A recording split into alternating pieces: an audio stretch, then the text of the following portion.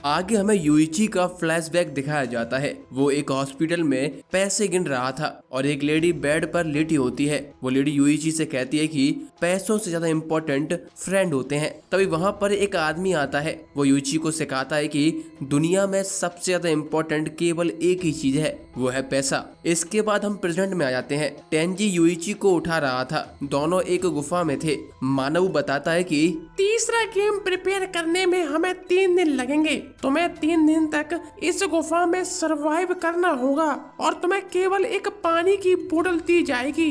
Tangy Yuichi से कहता है कि मैंने तुम्हें किस इसलिए किया था जिससे मैं तुम्हारे साथ यहाँ आ सकूं। यूइची कहता है आखिर तुमने सबको धोखा क्यों दिया। टेंजी बताता है कि वो दूसरी बार ये गेम खेल रहा है। ये सब मैंने सावारागी की वजह से किया। उसने मुझसे मेरी सबसे कीमती चीज छीन ली थी। जूनियर हाई में टेंजी के 2 क्लोज फ्रेंड थे। उसने 1 मिलियन मनी सेव किया था और अपने दोनों दोस्तों के साथ बिजनेस स्टार्ट किया। उसके दोनों दोस्त सावारागी में इंटरेस्टेड थे। टेंजी उन्हें समझाता है कि मेरे और सावारागी के पेरेंट्स ने हमारी शादी फिक्स कर दी है, पर उसके दोस्त अभी भी नहीं मानते हैं। तीनों ने अपने बिजनेस से 3 मिलियन सेव कर लिए थे। एक दोस्त सजेस्ट करता है कि हम इस 3 मिलियन को स्प्लिट कर लेंगे और जब हमारे पास 20 मिलियन हो जाएंगे तो उसमें जिसका सबसे ज्यादा हिस्सा होगा वो कंपनी का सीईओ बन जाएगा और सावारागी को प्रपोज भी कर सकता है। उसके बाद सबको किडनैप करके टोमोडाची गेम के लिए ले जाया जाता है और बताया जाता है कि उन 3 में से किसी पर 10 मिलियन का कर्जा है। उस गेम में टेंजी अकेला लूजर बचता है और उस पर 20 मिलियन का कर्जा आ जाता है, पर क्योंकि वो माइनर था मानव उसे छोड़ देता है, पर 20 मिलियन जितनी लाइफ टेंजी से ले लेता है और उसे 2 दिन बाद छोड़ दिया जाता है और गेम वाली बात किसी को भी बताने से मना किया जाता है। छूटने के बाद टेंजी ने अपने दोस्त से पूछताछ की कि आखिर उन्होंने उसे धोखा क्यों दिया। टेंजी का दोस्त बताता है कि उसने सारे पैसे सावारागी पर खर्च कर दिए हैं। उसके बाद एक दिन टेंजी अपने डैड को टोमोडाची गेम के बारे में बता देता है और उसके डैड सावारागी के डैड से इस बारे में बात करने जाते हैं, पर वो मारे जाते हैं। यहाँ तक कि पुलिस इन्वेस्टिगेशन में आता है कि उन्होंने सुसाइड किया है। अपनी डैड की मौत का पता लगाने के लिए टेंजी सावारागी की इन्वेस्टिगेशन करना स्टार्ट कर देता है। वो उसे इन्वेस्टिगेट कर रहा था, पर एक दिन उसे एक अनजान सा मैसेज आया होता है जिसमें लिखा होता है कि उसे फॉलो करना बंद कर दो, नहीं तो तुम्हें भी दुनिया से मिटा दिया जाएगा। तब टेंजी डिसाइड करता है कि वो सावारागी को टोमोडाची गेम खेलने पर मजबूर करेगा और उसकी सच्चाई सामने लाकर उसे अकेला कर देगा। पर यूइची की वजह से टेंजी का ये प्लान बेकार हो जाता है। टेंजी की स्टोरी सुनकर यूइची को अभी भी विश्वास नहीं होता। टेंजी कहता है कि सावारागी ने एक बहुत बड़ा झूठ बोला है। जब तुम सुनोगे तो तुम भी उसे धोखेबाज मानोगे। वो कहता है कि हमारा टोटल कर्जा 10.8 मिलियन है। ये सुनकर यूइची सरप्राइज हो जाता है कि उसे ये कैसे पता है। टेंजी बताता है कि ये मेरा दूसरा टोमोडाची गेम है, तो मुझे पता है कि दूसरे गेम के बाद मैनेजमेंट हमें टोटल कर्जे के बारे में बता देती है। टेंजी मानव से दोबारा अपना पूरा कर्जा बताने को कहता है। मानव बताता है कि ग्रुप सी का पूरा कर्जा 10.8 मिलियन है। यूइची के हिसाब से टोटल 18.8 मिलियन कर्जा होना चाहिए था, पर क्योंकि इतना नहीं है तो किसी ने झूठ बोला है। टेंजी बताता है कि उसने फर्स्ट गेम में झूठ बोला था। उसके कार्ड पर कर्ज को आधे करने की कंडीशन थी। उस टाइम उसका कर्जा 1.6 मिलियन था, अब उसका कर्जा 2.1 मिलियन है और दोनों की कैलकुलेशन के अकॉर्डिंग शीवे का कर्जा 2 मिलियन होगा। अब बचा 14.8 मिलियन। अगर सावारागी पर चिल्लाने की वजह से पेनल्टी ना लगी हो तो उसका कर्जा 2.2 मिलियन होगा और तब जाकर 10.8 मिलियन का कर्जा बनता है। यूइची अभी भी किसी पर ट्रस्ट नहीं करना चाहता। वो टेंजी से पूछता है कि तुमने मुझे फॉलो क्यों किया। टेंजी कहता है कि मेरा मेन गोल है अपने फादर की मौत का बदला लेना। इसीलिए टेंजी यूइची का साथ देता है और यूइची को विश्वास दिलाने के लिए वो अपना कर्जा यूइची को दिखा देता है, जो कि 2.1 मिलियन था, पर दिखाने की पेनल्टी की वजह से अब वो डबल होकर 4.2 मिलियन हो जाता है। अगले सीन में 60 घंटे निकल चुके होते हैं। यूइची टेंजी से कहता है कि तुम्हें केवल सावारागी से ही बदला लेना था, फिर तुमने शीवे और कोकोरोगी को क्यों फंसाया? क्या तुम उन्हें अपना दोस्त नहीं मानते हो? टेंजी कहता है मैंने उन्हें कभी भी अपना दोस्त नहीं माना, मैं केवल सावारागी से बदला लेना चाहता था। यूइची टेंजी से कहता है कि अगर तुम वापस जाकर शीवे और कोकोरोगी से माफी मांगते हो तो मैं तुम्हें ये गेम जरूर जितवा दूंगा। ये सुनकर टेंजी तुरंत ही हाँ कर देता है। अब 3 दिन का टाइम पूरा हो जाता है और टेंजी और युइची को एक जंगल के बीच निकाला जाता है। वहाँ उन्हें मानाबू मिलता है और मैनेजमेंट में एक नए कैरेक्टर रिको की एंट्री होती है। वो सुकीनो को विजिट करती है और कहती है कि तुम्हारा ग्रुप मेरे ग्रुप को फेस करने वाला है, पर सुकीनो के ग्रुप में सिर्फ 2 ही मेंबर्स बचे होते हैं। इसीलिए रिको कॉन्फिडेंट थी कि उसका ग्रुप जीतेगा, क्योंकि इस गेम में जिसके पास ज्यादा मेंबर्स होते हैं उनको एडवांटेज होता है। सुकीनो उसकी बात से अग्री नहीं थी। वो उसे शर्त लगाने को कहती है और रिको शर्त लगा लेती है। अब मानव बताता है कि third game friendly hide and seek game है, जो एक कॉम्पिटिटिव बैटल फॉर्मेट में है। यहाँ पर 2 ग्रुप है, एक ग्रुप सी और एक ग्रुप के, जो कि आपस में एक दूसरे को फेस करेंगे। जो हारेंगे उसका गेम यही खत्म हो जाएगा। ग्रुप के लोग कहते हैं कि ये तो 2 ही है, जीतना आसान होगा। टेंजी कहता है कि पर ये गेम तो फ्रेंडशिप टेस्ट करने की थी ना। मानव कहता है हाँ, और उसका सबसे बढ़िया टेस्ट अपोनेंट के सामने ही होगा।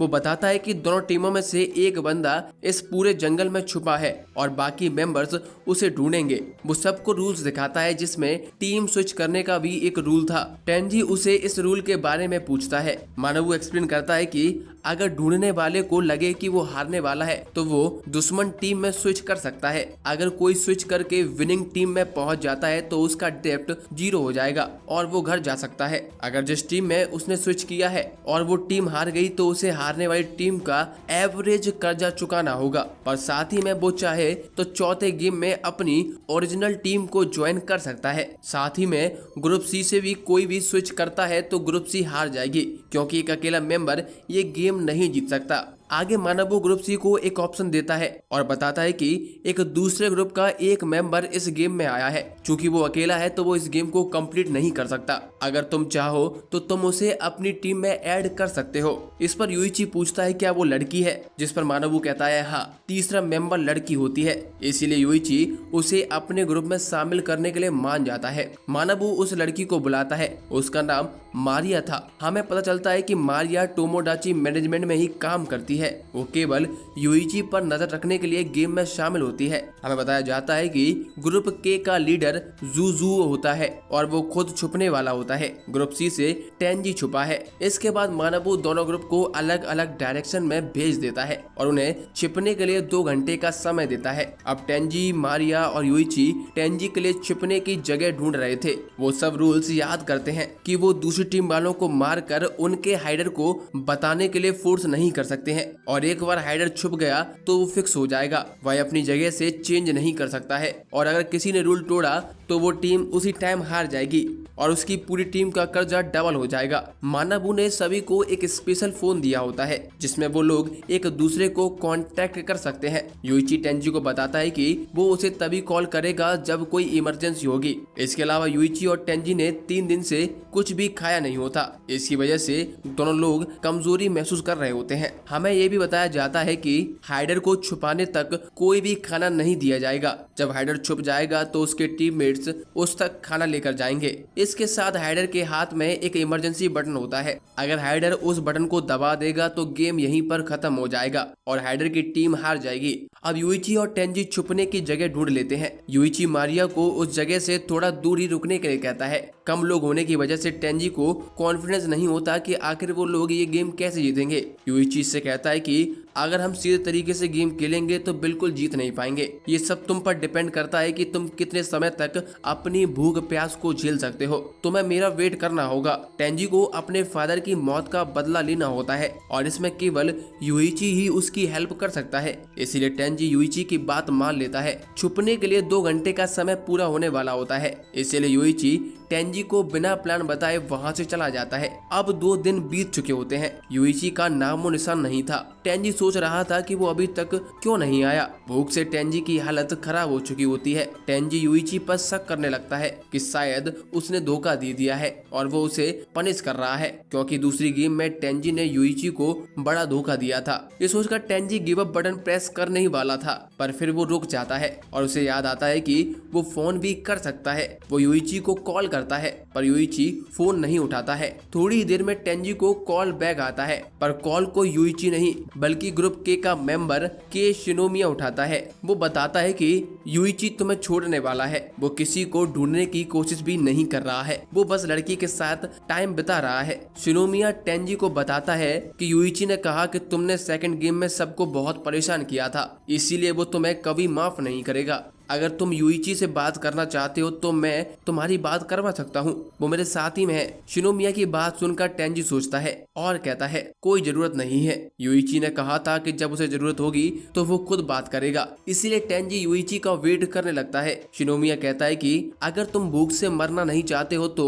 गिव अप बटन दबा दो। बात खत्म होने के बाद ग्रुप के का लीडर एक और मेंबर शिनोमिया से टेंजी की कंडीशन पूछता है। शिनोमिया बताता है कि उसे टेंजी पर तरस आ रहा है क्योंकि ग्रुप सी जीत नहीं सकता। जूजू ने एक परफेक्ट स्ट्रेटजी बनाई है। इसके बाद हमें ग्रुप के प्लान के बारे में बताया जाता है। जूजू सभी को बताता है कि इतने बड़े जंगल में किसी को ढूंढना नामुमकिन है। ये गेम फ्रेंडशिप टेस्ट करने के लिए बनाया गया है। इस गेम में इम्पोर्टेंट है कि टीम के दूसरे मेंबर्स को हाइडर तक खाना लेकर जाना ही है। मतलब साफ है, जब वो खाना लेकर जाएगा तो हमें उनका पीछा करना होगा जिससे हमें हाइडर का पता चल जाएगा। इसके बाद वो ओनिगुआरा और चिसाटो को फूड स्टेशन भेजता है क्योंकि वो लोग तेज दौड़ सकते हैं। इनके अलावा शिनोमिया और बानरी को छुपने की जगह ढूंढने को कहते हैं क्योंकि उनकी आंखें अच्छी होती हैं। रिको बताती है कि इस ग्रुप का लीडर जीनियस है, मेरी टीम परफेक्ट यूनिटी में है। सुकिनो कहती है हाँ यूनिटी तो है पर वो फ्रेंड्स होने की जगह एक टीम की तरह लग रहे हैं।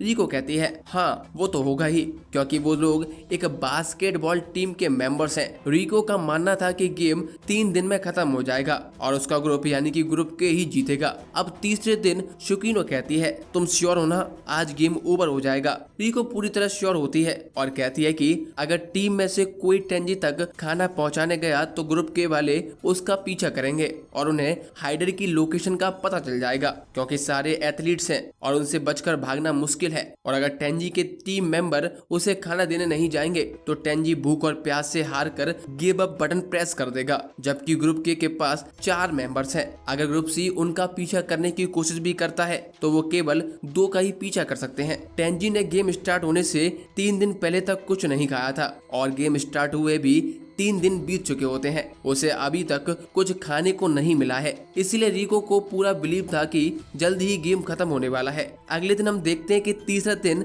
खत्म होने को होता है। रिको को टेंजी किसी से बात करता हुआ दिखाई देता है। ये देखकर रिको चौंक जाती है और कहती है कि वहाँ पर तो कोई है ही नहीं, ये बात किससे कर रहा है। सुकिनो कहती है कि वो भूख से स्ट्रेस में आ गया है और उसे इल्यूजन हो रहा है। दूसरी तरफ यूइची टेंजी के लिए खाना ले जाने के लिए ट्राई भी नहीं कर रहा होता है। हमें पता चलता है कि मारिया सुकिनो को यूइची के बारे में रिपोर्ट भेजती है। ये देखकर सुकिनो कहती है कि मैंने सोचा था यूइची उससे ज्यादा ईवल है। इसके बाद यूइची अपने चाल चलता है और ग्रुप के से खुद को उनकी टीम में शामिल करने के लिए कहता है। ये सुनने के बाद रिको को बिलीव नहीं होता कि यूइची ऐसा कैसे कर सकता है। सुकिनो कहती है यूइची कुछ भी कर सकता है। ये देखकर रिको कहती है अगर यूइची ने ऐसा किया तो मेरी टीम की जीत पक्की है। ग्रुप के को भी यूइची पर विश्वास नहीं था कि वो स्विच करेगा। यूइची उससे कहता है टेंजी ने हमें धोखा दिया था, मैं उसे तड़पाना चाहता था और रूल्स के अकॉर्डिंग फूड स्टेशन पे ही स्विच किया जा सकता है और अगर दूसरी टीम का एक भी मेंबर हाँ कर देता है तो स्विच हो जाएगा। पर एक बार स्विच होने के बाद तुम वापस अपनी पुरानी टीम में नहीं जा सकते हो। ग्रुप के मेंबर्स यूइची को टीम में लेने के लिए आपस में बात करते हैं। इस पर शिनोमिया कहता है कि अब तक हमारे सारे डिसीजन कैप्टन से बात करके ही लिए जा रहे थे और वो इस बार भी ऐसा ही करेगा। ये सुनकर यूइची उन पर हंसने लगता है और कहता है तुम अपने कैप्टन के बिना एक डिसीजन भी नहीं ले सकते हो। अगर वो कहेगा राइट तो तुम राइट जाओगे, खाने को बोलेगा तभी तुम खाओगे, यहाँ तक कि पेशाब करने के लिए भी तुम्हें उसकी परमिशन लेनी पड़ेगी। यूइची जानबूझकर उन्हें गुस्सा दिला रहा था और ओनिगुआरा को गुस्सा भी आ जाता है। वो यूइची को पंच मारने की कोशिश करता है और उसका दोस्त उसे रोक देता है। इसके बाद शिनोमिया कैप्टन को कॉल करने जाता है। रिको कहती है कि शुक्र है एक एक्सीडेंट से ये गेम एंड नहीं हुआ। सुकिनो कहती है मुझे डाउट है कि ये सिर्फ एक एक्सीडेंट था। आगे शिनोमिया वापस आता है और बताता है कि कैप्टन ने यूइची को टीम में लेने से मना कर दिया है। शिनोमिया बताता है कि जुजुजू ने कहा है उसे अपने प्लान पर पूरा भरोसा है, हम जरूर जीतेंगे। अगर यूइची टीम स्विच करने के लिए जिद करता है तो उसके साथ मारिया को भी स्विच करना पड़ेगा। इस तरह यूइची कोई भी चाल नहीं चल पाएगा। जुजू के अकॉर्डिंग अगर सिर्फ यूइची स्विच करेगा तो वो हाइडर की लोकेशन का पता करके मारिया को बता देगा। मारिया मन में सोचती है कि इस प्लान का पता करना बहुत आसान था, पर यह भी यूइची के प्लान का ही पार्ट है। इसके बाद हम एक फ्लैशबैक देखते हैं। गेम स्टार्ट होने के बाद कुछ ही घंटे हुए थे। मारिया यूइची से पूछती है कि वो क्या करने वाला है। यूइची उसे बताता है कि वो 2 दिन तक कुछ नहीं करेगा और दिखाएगा कि उसको गेम जीतने में कोई इंटरेस्ट नहीं है और तीसरे दिन टीम स्विच करने की बात करेगा। अगर वो स्विच हो पाया तो वो हाइडर की लोकेशन का पता करके उसे बता देगा, पर 10 में से केवल 1 चांस है कि ये प्लान सक्सेस होगा। इसीलिए यूइची कहता है कि दूसरी टीम अभी तक समझ चुकी होगी कि हाइडर की लोकेशन का पता लगाने के लिए फूड डिलीवरी के टाइम उनके मेंबर्स का पीछा करना होगा। इसीलिए अगर ये normal hide and seek game होता तो कोई भी सबसे छोटे लड़के को छुपने के लिए कहता, पर उन्होंने सबसे बड़े इंसान को चुना। इसका मतलब उन्हें पता है ये नॉर्मल गेम नहीं है, ये एक लॉन्ग फाइट होने वाली है। इसीलिए उन्होंने सबसे स्ट्रांग बंदे को हाइडर बनाया है। मारिया पूछती है अगर वो स्विच करने के लिए नहीं मानेंगे तो आगे क्या होगा। यूइची आगे का प्लान बताता है जो हमें सुनने को नहीं मिलता है, और प्लान सुनने के बाद मारिया को समझ आता है कि उसको टीम में लेने से पहले यूइची ने ये कंफर्म क्यों किया था कि वो एक लड़की है। इसके बाद हम फिर से प्रेजेंट में आते हैं। ग्रुप के मेंबर्स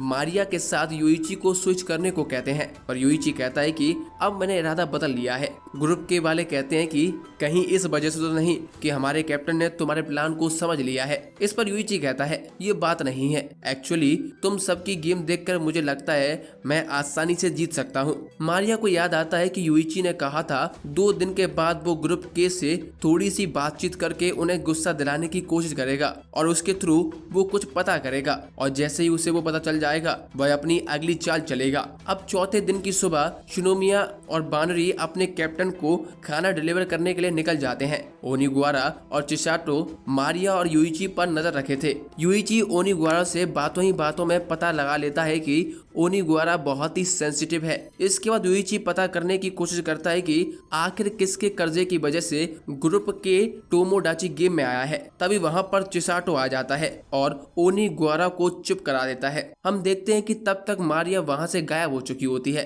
ये देखकर ओनिगुआरा मारिया को ढूंढने के लिए चला जाता है। ओनिगुआरा को मारिया नहाते हुए दिख जाती है। ये देखकर ओनिगुआरा शर्मा जाता है। ये मौका देखकर मारिया और यूइची दोनों खाना लेकर वहां से भागने लगते हैं। दोनों लोग भागते हुए एक क्लिफ पर पहुंच जाते हैं। क्लिफ पर पहुंचते यूइची मारिया को धक्का दे देता है और खुद वहां से भाग जाता है। मारिया भी हैरान होती है कि यूइची ऐसा कैसे कर सकता है। इसके बाद हम टेंजी पर शिफ्ट होते हैं। टेंजी से अब भूख बर्दाश्त नहीं हो रही होती है और वो लगभग मरने की हालत में आ चुका होता है। Tangy give up button press करने वाला होता है, पर फिर उसे याद आता है कि अगर मैं यहाँ से बच गया तो मुझे फिर से अपनी खाली जिंदगी में लौटना होगा। मुझे यूइची पर पूरा विश्वास है, मैं उसका और वेट करूंगा, वरना मैं मरना पसंद करूंगा। टेंजी अपनी आंखें बंद कर लेता है। तभी उसकी होठों पर पानी गिरता है। वो देखता है कि यूइची उसके सामने था और उसे पानी पिला रहा था। अब खाने पीने के दौरान यूइची टेंजी को सब बताता है कि वो यहाँ पहले क्यों नहीं आ सकता था, क्योंकि ग्रुप के मेंबर्स उसे फॉलो कर रहे थे। दूसरी तरफ ओनिगुआरा मारिया को बचाने के लिए रुक जाता है। चिसाटो यूइची के पीछे जाना चाहता था, पर ओनिगुआरा उसे रोक लेता है और कहता है कि तुम एक लड़की की हेल्प ना करके उसे हर्ट होने दोगे। ये सुनकर चिसाटो हेल्प कर देता है और मारिया को ऊपर खींच लेता है। अब मारिया उनसे कहती है यूइची ने मुझसे कहा था कि वो मुझे डिस्ट्रैक्टर की तरह यूज करेगा। हम फिर से यूइची पर शिफ्ट होते हैं। यूइची टेंजी को बताता है कि वो क्या करके आया था। यूइची कहता है मुझे पता था अगर मैं एक को रोक दूं तो दूसरा भी स्लो हो जाएगा। बीते दिनों में उन सब की पर्सनैलिटीज और रिलेशनशिप्स ऑब्जर्व कर रहा था मैं, और मुझे उनसे बात करते हुए और भी कुछ इन्फॉर्मेशन मिली है। मैंने सबको गुस्सा भी दिलाने की कोशिश भी की थी, जिससे मुझे पता चल सका कि ओनिगुआरा को बहुत जल्दी गुस्सा आ जाता है और वो एक सेंसिटिव लड़का है जो लड़कियों के प्रति बहुत दयालु है। मुझे एक ऐसे ही किसी इंसान की तलाश थी। और दूसरी तरफ जो उसका साथी है चिसाटो, वो ओनिगुआरा की हर बात पे अटेंशन देता है और रिएक्ट करता है, पर जब उनके बीच कोई लड़की आएगी तो क्या होगा। टेंजी यूइची की ऐसी एनालिसिस स्किल से इम्प्रेस हो जाता है, कितनी कमाल की स्किल इसके पास। आगे हम फिर से मारिया पर शिफ्ट होते हैं। मारियो चिसाटो का हाथ पकड़ के उसे बचाने के लिए थैंक्स कहती है, पर मारिया की जान ओनिगुआरा ने बचाई थी। ये देखकर चिसाटो चिसाटो कहता है तुम्हें मेरे नहीं ओनिगवारा को थैंक्स कहना चाहिए। मारिया मजा करते हुए कहती है कि ओनिगवारा ने मुझे नहाते हुए देखा था, मैं इससे दूर रहना पसंद करूंगी। फिर बाद में हंसते हुए ओनिगवारा को थैंक्स बोलती है। ओनिगवारा और चिसाटो दोनों लोग यूइची को गाली देने लगते हैं। इस पर मारिया कहती है उसके बारे में बुरा मत कहो। वो कहती है कि मुझे डर है अगर उसे पता चला तो वो पता नहीं मेरे साथ क्या करेगा। अब तीनों वापस फूड स्टेशन जाने लगते हैं पर मारिया के पैर में पेन हो रहा होता है। इस वजह से ओनिगवारा मारिया को कैरी करके ले जाने लगता है। फूड स्टेशन पर लौटकर ओनिगवारा और चिसाटो शिनोमिया और बानरी को सब कुछ बताते हैं। शिनोमिया कहता है कि अगर यूइची फूड ले जाने में कामयाब हो गया तो फाइट लंबी चलेगी। तभी वहाँ पर यूइची वापस आ जाता है और मारिया से बुरा बर्ताव करता है पर ओनिगवारा मारिया के लिए स्टैंड लेता है पर मारिया उसे रोक देती है। वो कहती है कि यूइची ऐसा ही चाहता है, वो तुम्हें गुस्सा दिलाकर फाइट करवाना चाहता है जिससे वो जीत सके। यूइची मारिया के बाल पकड़ के उसे खींच लेता है और कहता है मेरे रास्ते में मत आओ। शिनोमिया मानवू से कहता है कि ये तो रूल्स का वायोलेशन है पर मानवू कहता है हम अपने टीममेट्स के साथ कुछ भी कर सकते हैं, इसके लिए कोई भी रूल नहीं है। ओनिगवारा मारिया को अपनी ग्रुप में लेने के लिए कहता है पर चिसाटो मना कर देता है और ओनिगवारा को समझाता है कि हो सकता है कि मारिया एक्टिंग कर रही हो, इसीलिए हम उसे अपने ग्रुप में नहीं ले सकते हैं। ये सुनकर ओनिगवारा चिसाटो से लड़ने लगता है। शिनोमिया दोनों को रोकते हुए कहता है कि फाइनल डिसीजन कैप्टन का होगा। ये सुनकर यूइची फिर से उन सभी का मजाक उड़ाने लगता है। इससे ओनिगवारा को फिर से गुस्सा आ जाता है और वो कहता है मैं खुद कैप्टन से बात करूंगा। इसके बाद ओनिगवारा और शिनोमिया दोनों कैप्टन से बात करने के लिए जाने लगते हैं। यूइची का मानना था कि ज़ूज़ू यहाँ नहीं है, इसका फायदा उठाकर मैं पूरे ग्रुप के को तोड़ सकता हूँ और मारिया के चक्कर में ओनिगवारा को अपने ग्रुप में ज्वाइन करवा लूंगा। एक बार ग्रुप ज्वाइन करते ही मैं ओनिगवारा को टॉर्चर करके हाइडर की लोकेशन का पता निकलवा लूंगा। कुछ घंटे बाद ओनिगवारा और शिनोमिया वापस आ जाते हैं। हमें पता चलता है कि उनका कैप्टन मारिया के ज्वाइन करने को मना कर देता है। इस पर ओनिगवारा खुद ग्रुप सी को ज्वाइन कर लेता है पर वो कहता है कि मैं अभी भी ग्रुप के लिए ही खेलूंगा, भले ही इससे मेरा कर्जा दुगना हो जाए।